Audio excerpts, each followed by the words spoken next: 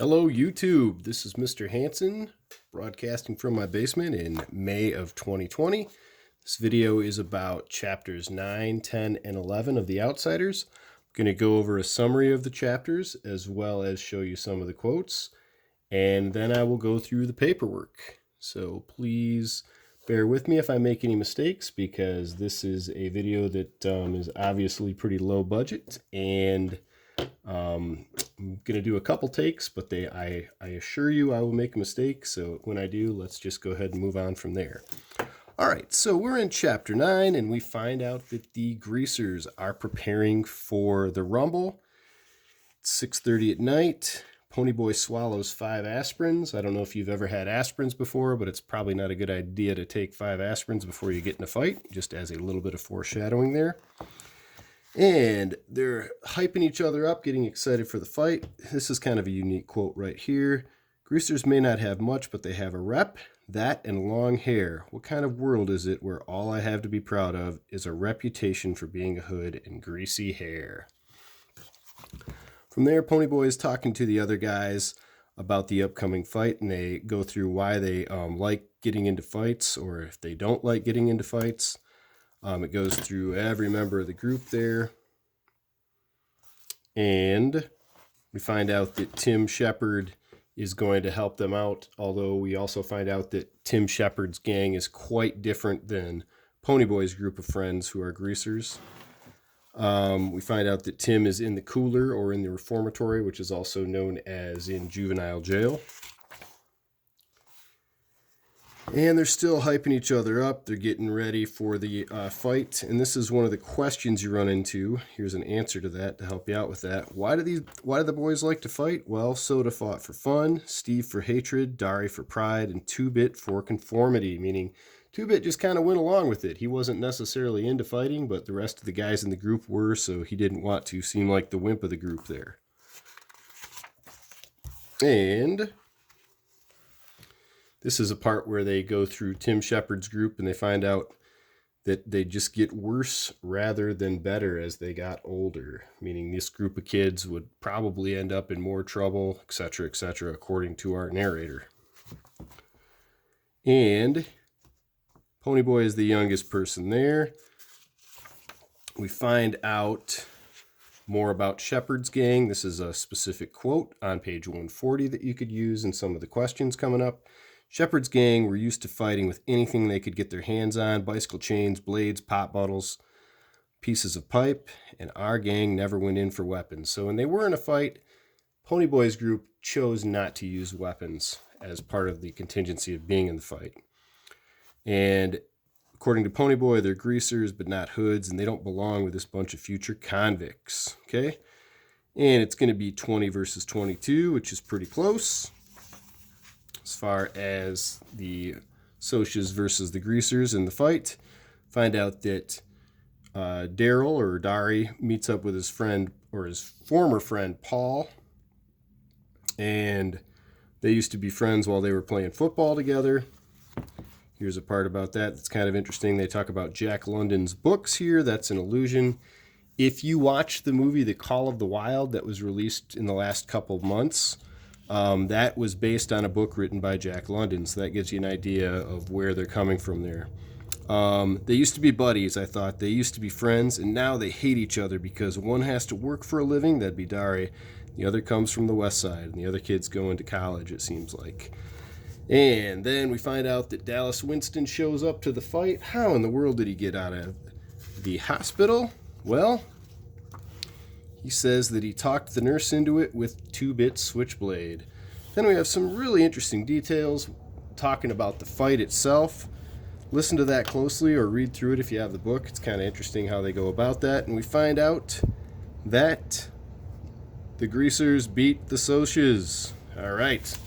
Good job, Greasers. Okay. Dally decides he's going to go visit Johnny in the hospital, and he's going to take Ponyboy with him. So they go to the hospital. They pretend that they pretend that Ponyboy is injured in the car when they get pulled over by a police officer, and they actually get a police escort that way, which works out pretty well, meaning the police drive with them to make sure that no one else is in their way as they go to the hospital. Dally expresses how he feels about Johnny. He's obviously frustrated that Johnny's in the hospital right now and might die, and basically Dally's solution was that the kid should not have gone into the church, and that would have been that. He never would have gotten injured then. We find out, this is a big reveal if you have not listened to the audiobook yet. This is a huge reveal right here, but I have to tell you it. Johnny dies. And Johnny's last words to Ponyboy are, "Stay gold, Ponyboy, stay gold." Think back to the poem that was recited earlier in the book. That's also an example of an illusion. That's the that is the poem "Nothing Gold Can Stay" by Robert Frost. If you want to thumb through your pages, if you have the book, go ahead and check that out. If not, you can always look up the poem "Nothing Gold Can Stay" on the internet, and that is what Johnny is talking about. What does he mean, though? Well, there's a deeper meaning than just talking about gold in general. Our chapter ends, and we find out that Ponyboy is a little bit delusional as to what's going on. Johnny was dead, but he wasn't. That still body back in the hospital wasn't Johnny. So he goes through more of that. That's considered a soliloquy. That's where a character reveals their deep feelings to the audience. In a play and in a book, it can happen as well, as you are the reader and you read more about that. Moving ahead. Remember, they were supposed to have a big party after the greasers beat up the Socs. Instead, they're just kind of sitting around the house trying to recoup after they got injured a little bit themselves. And Ponyboy tells them that Johnny's dead. Dally's having a hard time. Johnny was the only thing Dally loved. And they're not talking about romantic love, and S.E. Hinton is not talking about romantic love here. She is talking about love as in respect. Like if you love your dog or you love your friend, not a romantic thing. And Dally's only thing in the world that he actually loved was Johnny, and so he's having a hard time with that situation. Okay? We review part of what was going on with Dally and that he was holding a gun and taking it with him. "I've been carrying a heater. It ain't loaded, but it sure does help a bluff." Uh-oh, he just robbed a convenience store as well, and police are after him. So let's find out what happens from there. We find out that Dally died. So 2 characters have died in the last 2 chapters. A lot of action happening here. Nobody would write editorials praising Dally. 2 friends of mine had died that night. One a hero, the other a hoodlum. And as we continue on from there, we find out that Ponyboy passed out when he saw that whole situation unfold. Ponyboy's trying to rationalize everything by saying, "Try to remember that Dally would have ended up like that sooner or later. Best of all, don't think. Blank your mind. Don't remember. Don't remember." So he's again trying to, make sense of this situation. He's had 2 of his friends die, along with being a witness to, I would just say, a self-defense, not necessarily self-defense situation where another person died. And this is a lot for a young person to take on. Okay, we find out that Johnny left his copy of Gone with the Wind to Ponyboy, and that comes up in later chapters. At first, it's just kind of like, okay, he gave me the book. It's just a book, I suppose. There's more to that coming up later. And chapter 10 ends. Find out that Ponyboy had to stay in bed for the whole week to recover. Here's another example of a soliloquy where they go through the innermost thoughts of Ponyboy. We find out that Ponyboy's school situation was that he had school buddies, but not real friends that he hung out with outside of school, other than the Greasers group. And Randy shows up to talk to Ponyboy because they're going to have to go to court. And Randy, being the Randy that he is, says, "My dad, I kind of let him down being mixed up in all this."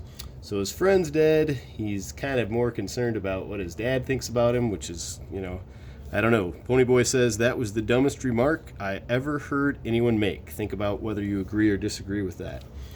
Now, at this point, Ponyboy is feeling a little more delusional. He said, I had the knife, I killed Bob. He says, Johnny is not dead. So he's very shaken up by this whole situation. At the end of the chapter, we find out that Dari calls Ponyboy Little Buddy. For some people, getting called Little Buddy would be annoying or rude, but Ponyboy seems pretty happy with that. Okay?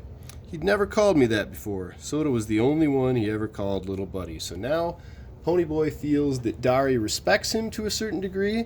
That's part of the reason why he likes that. This is one of the questions that come up in our paperwork. Okay, now that we have covered the book and some of the quotes, I want to go through the paperwork itself.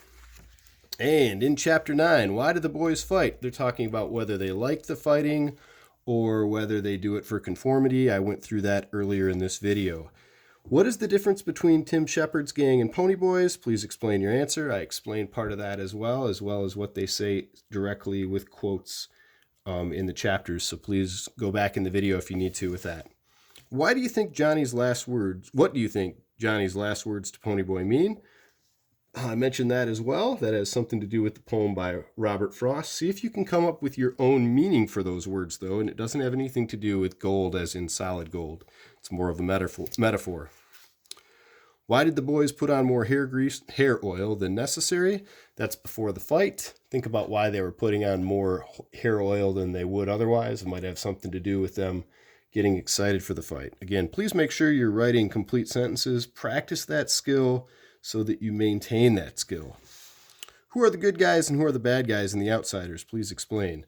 So from your point of view as the reader, talk about the Socs, talk about the Greasers. Who are the quote-unquote good guys or protagonists? Who are the quote-unquote bad guys or antagonists from your point of view? Moving ahead. Chapter 9, page 2. What are the two things the Greasers have to be proud of? Consider that. It is in the book itself. I mentioned that. They're talking about one point where they have it's in the video itself. The page specifically references that as they are getting ready for the fight. Who is the only greaser that didn't like fights? It doesn't necessarily say he didn't truly not like fights, but it says that he fought for conformity, meaning he fought to be part of the group, not because he necessarily enjoyed being in fights. What or why does Ponyboy feel his gang doesn't belong with Tim Shepard's gang and the Brumley boys? I mentioned that specifically as well. It has something to do with the style in which they fight. What are the rules for the Rumble? This was actually explained in a previous chapter, but they review it as well. It has something to do with how they can fight. I mean, can you bring a baseball bat to the fight? Think about that. Is that an option? How did Dally get out of the hospital? When they say he, quote unquote, talked the nurse out of it with the switchblade, what do they mean by that? All right. And see if you can write that in your own words, practicing your own point of view as well as your own complete sentence for that answer. And moving on to chapters 10 and 11. They combine these two because the chapters are pretty short. Do you think the Rumble was worth the trouble? Please explain. That's from your point of view. Why did Dally want to die? Okay, see if you can answer that as well, either from a book point of view or your own point of view. How do you think the other greasers will end up? Please be specific. And by other greasers, see if you can just name three. Think about Soda Pop and what he might end up as an adult, as an adult, I should say, and Dari. And I would think about one other person. You could choose Steve Randall. You could choose 2-Bit.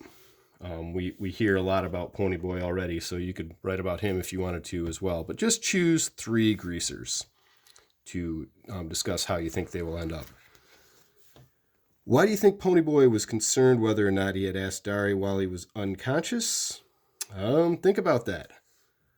When he's unconscious in that section, why do you think he's worried about whether his older brother, had asked for Dari? Like, hey, is my brother around? Why would that be important to him to think about why he would ask for his brother Dari as well as Soda Pop or only for one of them? Remember, their relationship is a little bit strained. How does Ponyboy get home from the hospital? Well, that is mentioned in the chapters. That's something that I missed during my summary, but see if you can find that out. And how does Ponyboy's dreaming or lying to himself finally work in this chapter? That's when we talk about him being delusional. Why was Johnny's dying so difficult for Dally to handle? That's something that I referenced specifically with a quote from the book. So if you look back through the video, you should be able to find that. What did Johnny leave for Ponyboy? Why is it important? It has something to do with the book. Please write the title of the book as well. And that is another example of an allusion, meaning something from pop culture or history that ends up in a fictitious book. Explain why Ponyboy would rather have someone hate him rather than pity him. Think about his point of view in that section. I believe I didn't talk about that specifically in the summary, but you can reread or listen to that section again, or you can think about it in general. Why would he rather have somebody hate him than pity him? Okay. Why does Randy come to visit Ponyboy at his house when he is ill? I mentioned that specifically. It has something to do with the death of Bob and what is happening in their lives going forward from that. Last page for the paperwork. Whose picture does Ponyboy come across in Soda's yearbook? I didn't mention that specifically, but if you caught it during the reading, it has something to do with someone who knows Randy quite well. What does he think about when he sees the picture? And think about that if you can find that specific page and go through it. Again, I didn't summarize this part because I was trying to keep this video under 20 minutes or so. Why do you think Ponyboy said he killed Bob and that Johnny wasn't dead? We talked a little bit about that. When you are in a traumatic situation, this might happen to you. Also, when you are in a big fight, this may happen to you as well. What did Randy discover in his conversation with Ponyboy? See if you can find something out about that as you go through those specific pages or listen to it again. And what does Dari call Ponyboy? Why does Ponyboy like this? This is at the end of chapter 11. I referenced it specifically and highlighted it. Okay, so that concludes the summary of chapters 9, 10, and 11 of The Outsiders.